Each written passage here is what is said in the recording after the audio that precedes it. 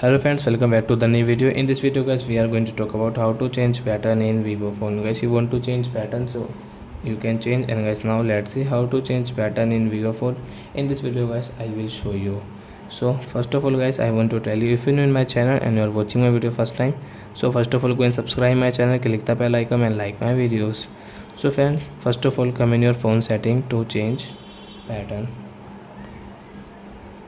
Scroll it friends, and guys click on the security setting, and guys click on screen lock, and guys draw your pattern which you have current, and guys again click on pattern screen lock.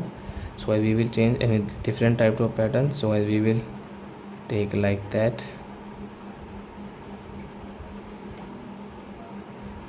and guys confirm.